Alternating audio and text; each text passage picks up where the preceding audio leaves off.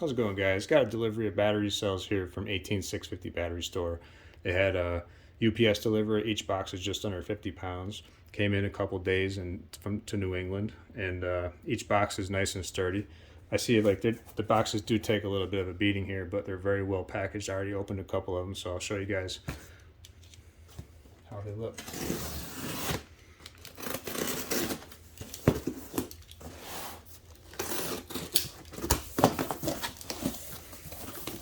Couple layers of foam on top, bus bars. You have solid copper bus bars, tin, and also stainless steel M6 nuts. This top piece here is welded on, like plastic weld, which is great, and leaves a little space here to keep any pressure off the terminals. And that piece is also kind of heat sealed.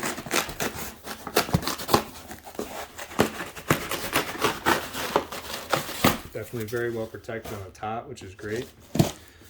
Looks like no damage on the terminals, they look good. These M6 laser welded studs, it's awesome, I like that. I will admit, it's not just necessarily with this battery, but the whole idea of, you have a very little contact here on the surface of the battery, but this is going to be in a 24 volt system, so you don't have a ton of current flowing through there most of the time. Not a big deal. And also, if you use your bus bars, that you can, instead of using the oval shape, use a round shape, then maybe you can have better contact there.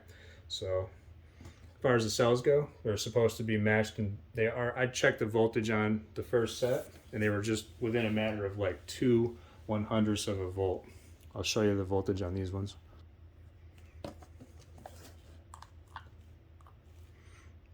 3.287, 3.285, 3.285,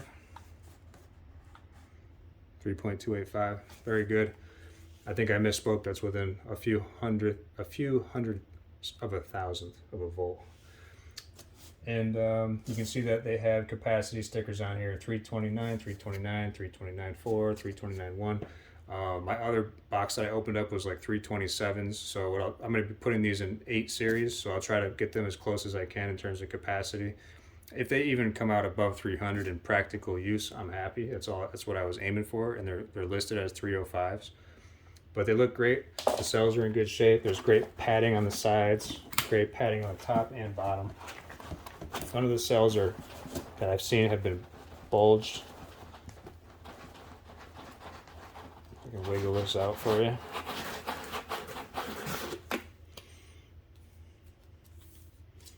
They look great except for my fingerprints. Not bulged at all.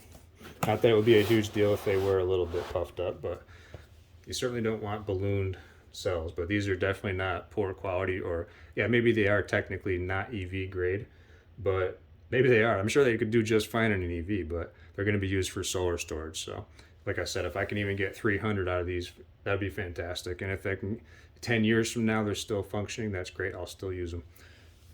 If you have any questions, please post them up. Thanks, guys. I'll put more videos up as I build this thing.